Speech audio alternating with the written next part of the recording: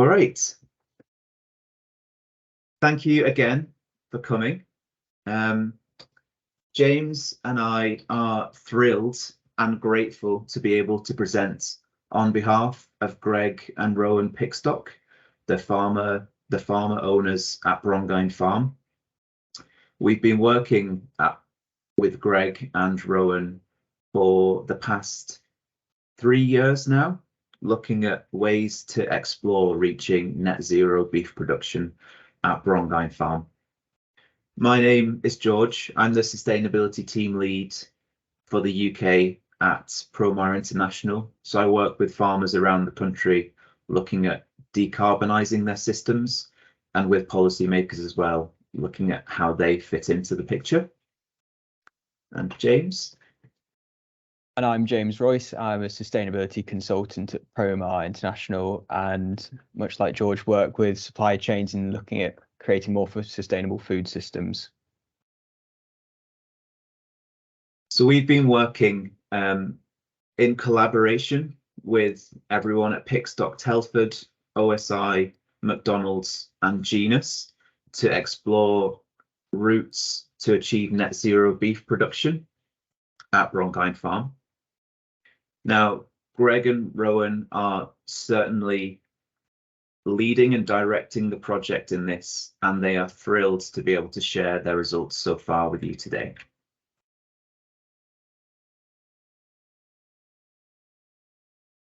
A bit of background at the farm. So I'm going to take you through now how the farm system works, so you have an overview and you can see the strengths and areas for improvement on the farm before we dive into a bit more about the emissions recording going on at the site and our system for integrating emissions reduction technologies. So Brongain and the surrounding holdings comprise 350 hectares of permanent pasture only in Llanfechan, North Wales. Now, you'll see a bird's eye view of the main site at Brongain, but there are a further 5 holdings included in that 350 hectare farm system.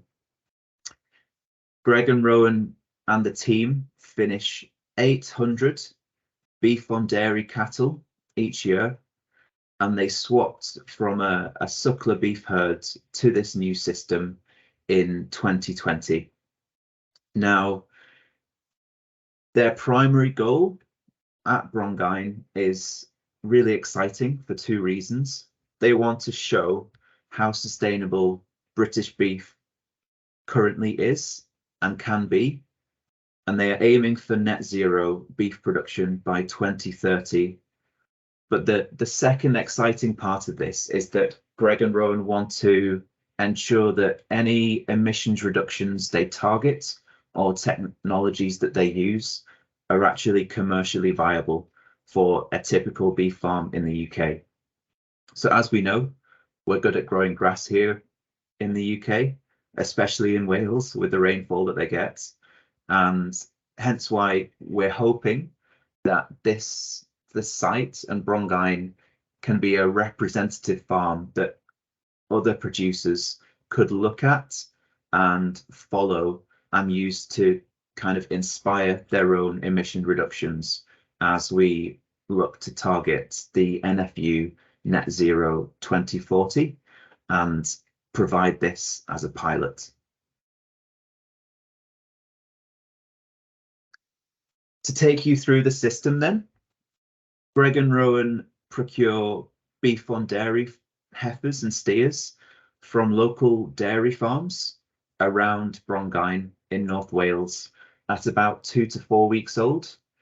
Now, part of this relationship with local dairy farms is about balancing out those easy calving, low intervention incidence calves with fast growing progeny. So you'll see on the right hand side there, the calf shed that is used when those calves first come in. When they enter, they are fed on automatic milk feeders, and they are fed 7 to 9 litres per day with calf nuts available ad lib from arrival to try and encourage reduction of that weaning period. This collaboration with local dairy farms is piloted and guided by Greg and Rowan, but supported by the Genus Beef team, who help with that relationship with the dairy farms, and again balancing those various needs from a dairy producer and a beef rearer and finisher. So the calves are sourced using Genus's New Era Profit Index and other industry indexes, which look to balance the various needs.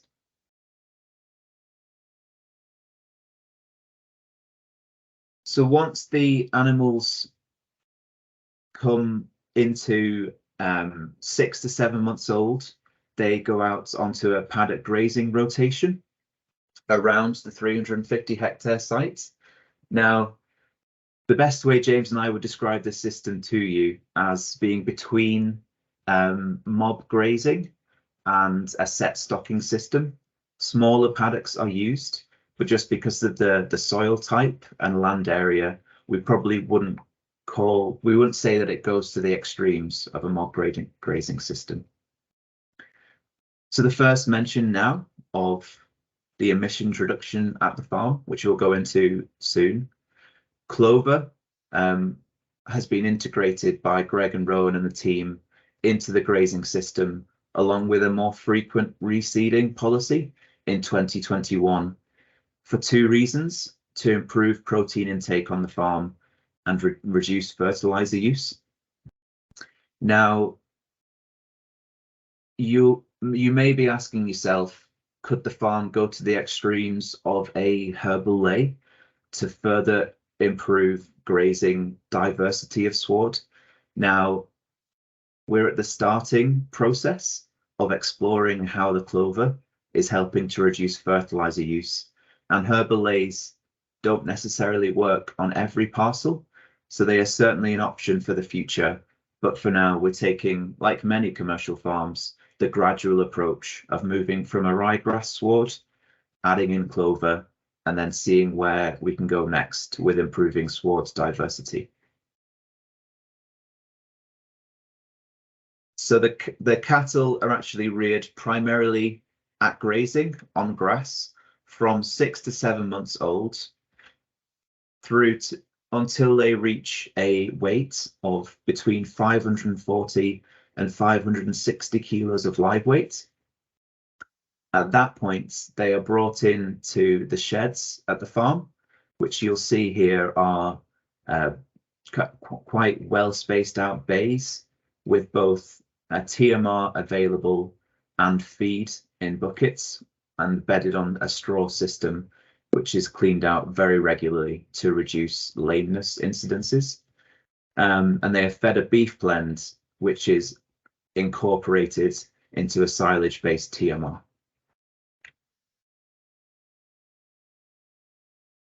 Now, after the animals reach between 650 to 680 kilos of live weight, which on average they reach this at 22.5 months old, they are finished at the abattoir at Pickstock, Telford, and go on to kill out at between 51 to 54% killing out.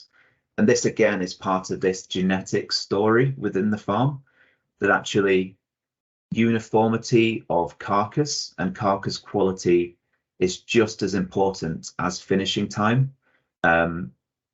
We want a herd that is uniform and easy to manage.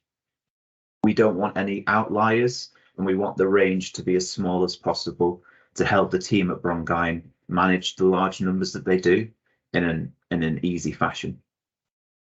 It's interesting to note that Greg and Rowan they're very open about, like many farms, experience a very small degree of pneumonia incidents and lameness incidents in some of the adult animals. Now, the pneumonia which affects the calves, by and large, from the data that we're collecting at the farm, they end up finishing at 25 months old on average, regardless of disease severity. And we'll come on to ventilation in the calf housing later. But animal health and welfare is the single largest way, an area to focus on for emissions reduction and overall farm efficiency and profitability. So you'll see, if we're thinking about the weighting that methane has on a beef farm's emissions, actually finishing time and efficiency of production is one of the key areas to look at, which we're exploring.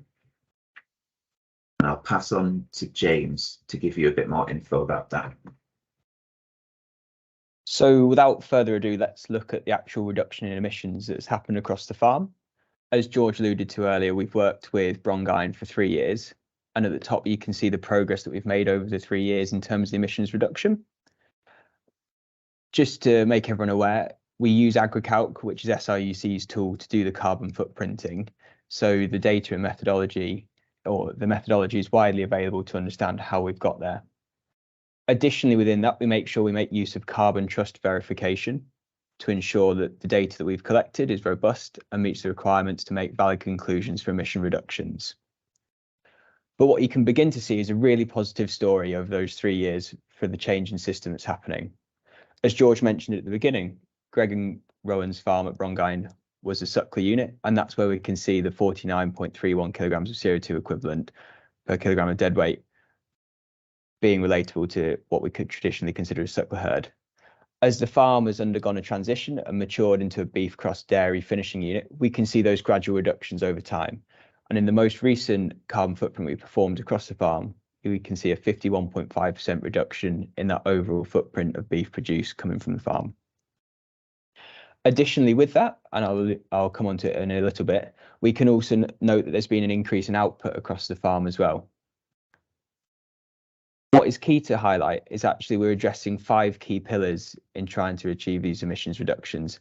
And these are animal health and welfare, changes in nutrition for the diet of the livestock, changes in the practice of land management across those 350 hectares of the farm, improving the resource use on the farm, and then we've got an overarching element of considering the genetics of the animals that are coming onto the farm now. If we move to look at the emissions profile of the past 3 years and what's happened, we can see there are some patterns that are being drawn out. But first, what I want to bring your attention to is the actual total emissions of the farm and how it's changed in that period. As the farm has matured from a suckler unit to this beef cross dairy finishing unit, we can actually see the footprint for the 2022 carbon audit has risen almost by 1.5 times from that initial footprint. But what's important to mark against that, and as mentioned previously, is the massive increase in output that we've seen as a result.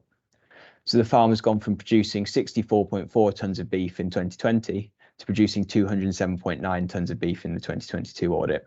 This represents that the farm is starting to get to that maturation phase of transitioning to a full-on beef on dairy finishing unit. Now, if we look at the emissions profile for the split for the year, we can really see some patterns start to emerge of what's happening. In the first year for enteric fermentation, it represented less than 30% of the farm's total emissions footprint. But in the past 2 years, as this has changed, we can see that it's representing 50% or more. And ideally in the future, we want to see enteric fermentation be the dominant factor in the farm's emissions profile. This will mean that the biogenic carbon cycle is dominant in terms of the farm's emissions, and it's a more natural process that we can understand. As you can also see, purchased feed has decreased massively since the first year, but has risen subsequently in 2022. That is just due to the dynamic and change of animal numbers that are happening on the farm and the increase in need for feed for those animals that are finishing at 22.5 months. In the year 2021, we had very few animals that were finishing at that age, and so that's why it explains the reduced feed. As George mentioned previously, in terms of how we're looking to increase land use or increase our effectiveness of our land use, we can see fertiliser is reduced year on year. And that's partly due to a decrease in use of mineral fertiliser, but also an increase in our ability to make use of, or better use of, those organic manures that we've got produced on the farm. Manure management is a slightly odd one, and we'll come on to our reasonings behind it in a minute. But as you can see, actually manure management emissions or share of emissions have increased. This is partly due to the changing emissions profile on the farm, and that's actually due to the increased numbers that we've got on the farm, we're producing more manure. But I'll build on what we're doing to tackle that in a minute. As expected, due to the increase in numbers in cattle, we can see that there's an increase in the total amount of purchase bedding. But what might be surprising for you that are less familiar with carbon footprinting is actually the very small difference or very small impact that fuel, electricity and other emissions factors have totally on the farm. That perhaps explains the emissions profile and how it's changing with what's happening on Brongain Farm. What I want to talk on in a minute is actually how we're dealing with the carbon sequestration element, which is the important piece for us getting to net zero production. Soil is perhaps one of those opportunities that's not been made widely aware in the past, and it's something that we're eager to push. And in terms of actually achieving that net zero pathway for the farm, soil health and carbon stocks in the soil are going to be critical. What we're looking to do at Brongain is take over, or it is engage in a wide test or wild soil testing regime across the farm, and we're looking to sample 350 hectares across a 5-year period, and then we're going to do it on repeat in the future. And actually what we want to show is that even just in the first 2 years of soil sampling, there's been some really positive messages that come out of it. As you can see on the screen, the darker blue line represents the total carbon stock on the farm and the change between 2021 and 2022, and that's just for the top 60 centimetres of soil and the organic carbon stored in it there per hectare. And then the lighter blue line represents the organic carbon stock that we've got. So we can see just between 2021 and 2022, based on the land management practices, just in terms of total carbon stock per hectare in those top 60 centimetres, we've seen an increase in 2 tonnes of carbon. But the really exciting message that we want to then bring across is actually we've seen a more than proportionate increase in the organic carbon stock that's stored within the soil, and that's 1.1 tonnes per hectare in those first 60 centimetres. That's crucial not in only helping us bring around that story of carbon sequestration for the farm and its soil, but it brings wider farming benefits such as the improvements in soil health it brings, so the increased fertility of the land, and then the added benefits of soil structure and water drainage that it will bring as well. Going forward and looking to forecast that scenario to 2030, we've started to map out how we're going to reduce those emissions going down in the future. And as you can see, at the present, our total emissions for the farm are 4,972 tonnes of carbon dioxide equivalent each year. What we're looking to do in the future is categorise this into various easy to understand segments on how we're going to make interventions to reduce this. What's clear to see within this reduction strategy is actually that land management and livestock efficiency represent the largest possible changes in terms of reductions for what we're doing on the farm. Resource management, which is just the use of diesel and electricity on the farm, actually represents a very small part of what we've got to do.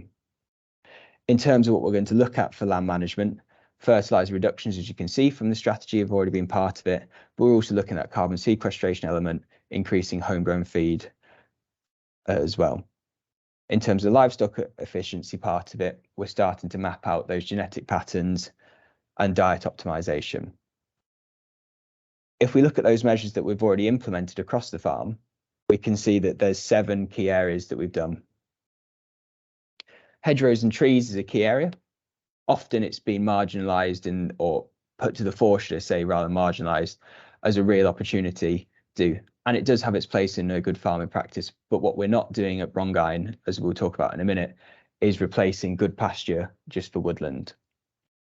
George touched briefly on the interventions making to what to do with mixed swards. We've not quite gone to herbal lays yet, but we have introduced species-rich grasslands, including higher sugar varieties of grass to help with that homegrown forage element and reduce our bought-in feed dependency, as well as including legumes into the sward to increase the protein and also increase nitrogen fixation within the soil as well to make a more fertile farm. As part of our establishment methods for these mixed swards that we're finding upon the farm, we've made use of remedial tillage.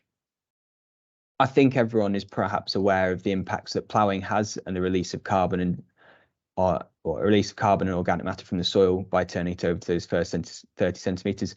So we've made use of practice of minimum tillage and direct drilling to integrate these species into it, also in an attempt to help improve the soil quality as well that we find. Bokashi is a fairly novel technique in terms of how we treat farmyard manure. and we'll get into it later, but essentially we're there looking to see how we can maximize the nitrogen efficiency on the farm and make more productive or more effective organic manures to increase our ability to grow grass and forage for the farm. This has worked in tandem with our aspirations to reduce overall fertilizer usage, which has worked both in partnership with Bokashi and those mixed swads we've integrated as well. As George mentioned earlier, we're working closely with Genus PLC and working on selecting desirable traits within animals that we bring onto the farm from local dairy farms. At present, we're selecting from the progeny of 5 sires, and we're looking to classify even further to see what differences we can find in terms of feed conversion efficiency and daily live weight gain. As you saw in the picture earlier from the farm, calf health and herd health is paramount to what Greg and Rowan are trying to achieve on the farm. As we saw and mentioned, calves which suffer from pneumonia are finishing up to 2.5 months later than the average cattle that we've got on the farm. And there's been a great deal of investment into those calf rearing facilities to optimize calf health and productivity in those first 3 months of their life when they join the farm. Ultimately, as our aim through these and further interventions in the future, we're going to get the farm to net zero. But first, let's have a look at Bokashi and see what's going on there. Some might not necessarily know what Bokashi is in terms of how it differs from conventional composting of farmyard manures. But in this photo, we can see Rowan walking around with a knapsack in one of the farm sheds, applying the Bokashi liquid over the farm's organic manure. Essentially, what this is an additive to help enhance composting of the manure that happens on the farm. It's supposed to help break down the manure, whilst also helping us retain more organic carbon and nitrogen within the manure that we apply back to the fields. In the image on the right-hand side, you can see it's treated slightly differently to how it would be normally, and it's treated and stored under a silage sheet, which helps aid the process. It also means this Bokashi process that we don't have to spend the time and energy turning over the manure as it does that itself. Now, I think we're all aware of the growing importance of home-produced nitrogen for farm efficiency, and this is the results of the Bokashi trial that we've undertaken. As you can see, this is comparing it to conventionally composted aerobic manure and the Bokashi results that we've got there. The headline figures are quite stark.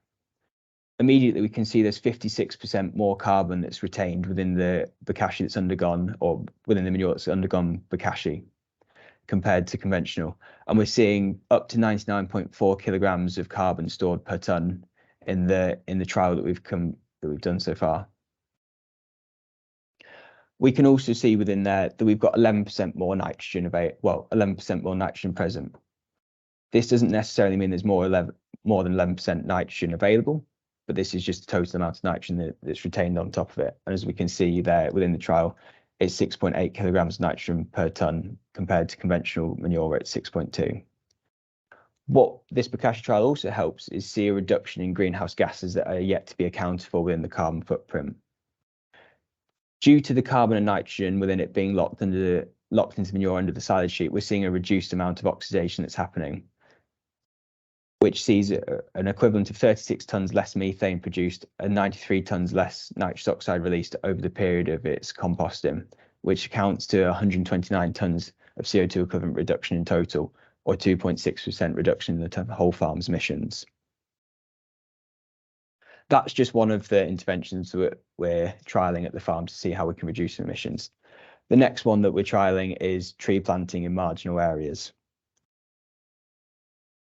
What I want to stress here is that it's not part of Greg and Rowan's strategy for the farm to plant up good productive land with trees.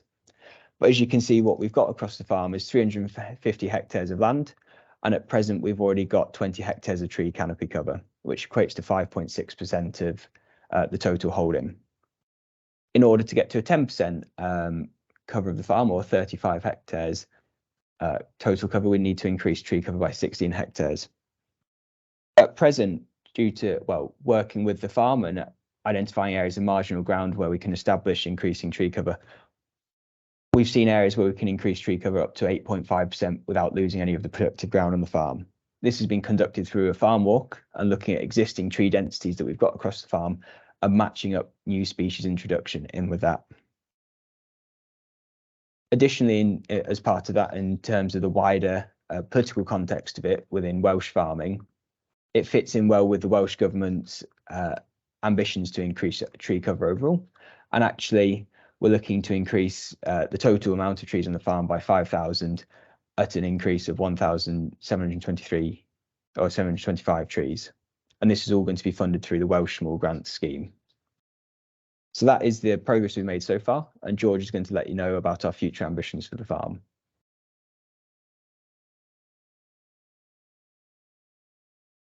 So when we think back to the Bokashi trial and think about that 2.5% reduction, there may be some of you thinking, wow, that's quite a lot of work or system changes to yield a relatively low reduction.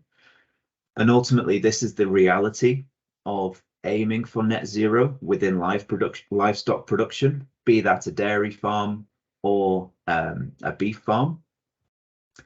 The marginal gains that we can make are critical, and there are no single silver bullets, unfortunately.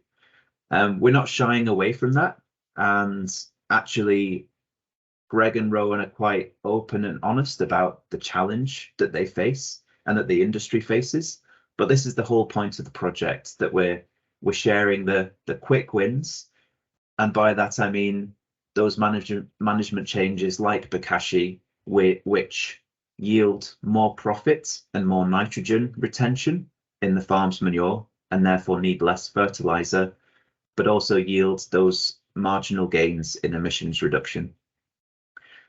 So the message we want you to take away today is that there's not many mitigation areas which yield more than 10% emissions reduction, but we're looking for roughly between 40 and 50 different emissions reduction intervention areas, each yielding 1 to 2% emissions reduction each. So to give you a run through of our future plans, and some of these which are already in place, when we say remedial tillage, we deliberately don't go to the extreme of no-till, because that doesn't face up to the realities of a commercial farm, be that grassland or arable. Weed management and having to rely on spraying off is not a solution we want to implement, and actually sometimes tillage is necessary and actually benefits soil structure if done in the right way. So we want to emphasize that ploughing and tillage is not being demonized, and instead it's a solution as well as a barrier. Across the farm, any gaps in hedgerows will be planted, and actually any hedgerows that are under 2 meters height and width won't be cut unless where necessary for safety, to bring that above ground biomass volume up as much as possible. Hedges have just as much potential as trees to offer on-farm sequestration and help us balance the scales of sequestration versus emissions. Looking ahead then, as I mentioned at the start, we want to explore how to improve diversity of sward further, and actually on top of legumes, look at other seed mixtures which we could incorporate, which in both improve fertilizer use, TMR protein and ME, and also help carbon sequestration of the soil due to improved soil health and structure as well. And on top of that, a direct way of improving carbon stocks in the soil and sequestration is actually by literally adding carbon in its rawest form, which is biochar, through pyrolysis. Livestock efficiency is the second biggest area to look at on top of land management, purely because of the weighting of methane on any UK beef farms emissions. Because as a country, our beef production is already highly efficient, it means that our biggest area to look at is methane reduction, frankly.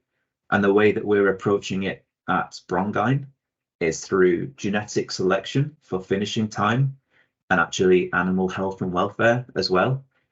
So if you imagine the farm is a pipeline and the cows are water going through that pipeline smoothly, any disease incidents or unintended effects on the animals is disturbing that flow and stopping the current and actually increasing the finishing time. Now, increased finishing time by and large means more methane emissions. So we're trying to get the animals to, in line with the reputation UK agriculture has, be the best kept globally, but also off the back of that, have the lowest emissions globally. And we need to aim for that in order to have a realistic emissions level in order to balance with the sequestration. A big area to explore, which isn't currently available, but should be in the future, is adding in microbiome-based breeding on top of that genetic selection for reduced finishing time. So SRUC, along with Genus, and frankly, wider industry in general, are looking at how we can predict rumen populations of bacteria and protozoa and other microorganisms. And actually, we know which microorganisms in the rumen produce methane and are called methanogens. And we can actually select genetically, hopefully in the future, for reduced methanogens. So that, in terms of targeting the big challenge of methane production, is a huge, huge opportunity for industry. And then whilst resource management might have less of an effect compared to the other two, because of the scale of the project, we're not in any way forgetting about it. So we've already integrated Bokashi and found that it works and is practical and cost effective. So that will be remaining in the system. We also want to further reduce fertilizer, and also, despite energy use being relatively low as a target area on most beef systems in the UK, we still can't move away from the fact that we need to look at renewable energy and explore solar panel feasibility on the farm.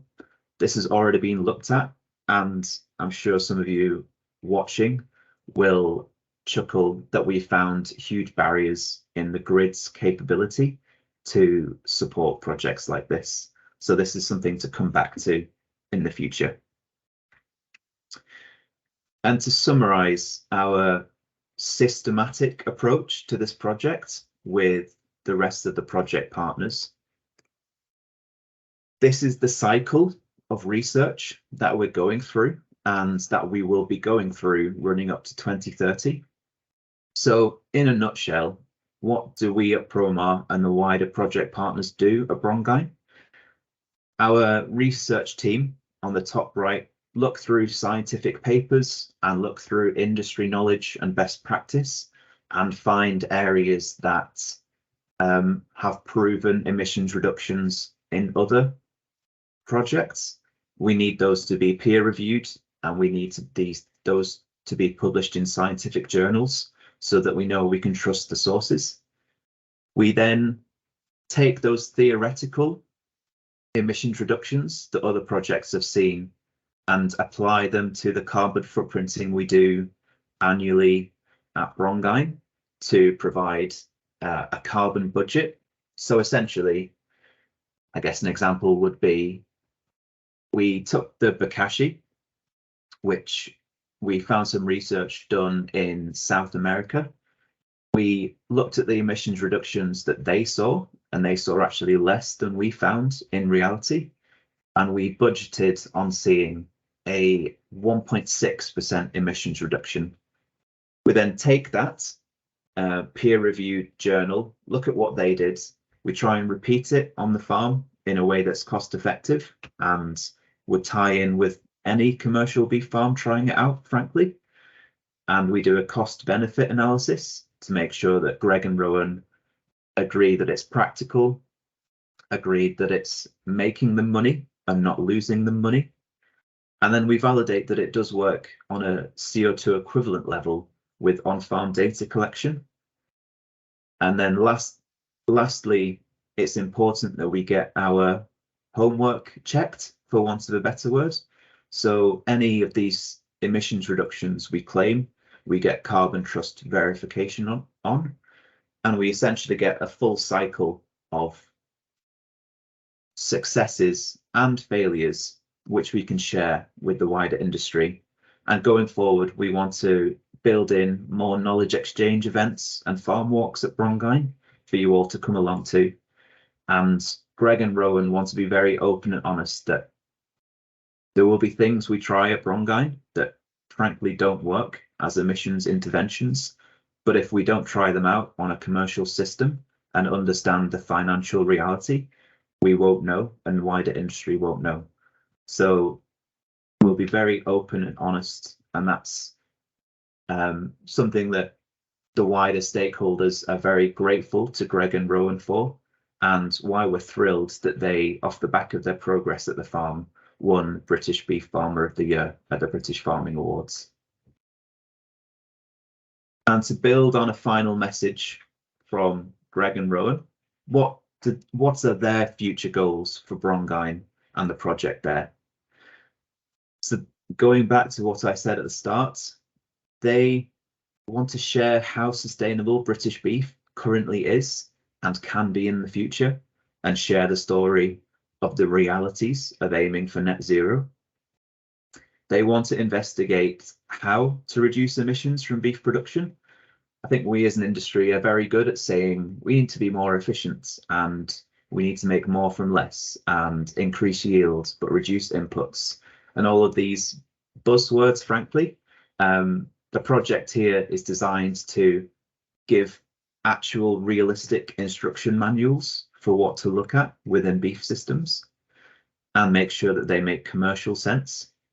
And then thirdly, but arguably most importantly, Greg and Rowan are really keen to share their findings with the rest of the industry and wider, and start speaking to the public and consumers eventually too. So to wrap up, on behalf of Greg and Rowan, myself and James, and all of the project partners at McDonald's, OSI, Pickstock, Promar and Genus, thank you very much for joining. And James and I will be really happy to take any questions now in the last 15-20 minutes. So I'm going to stop sharing my screen and let's have a look at the chat together.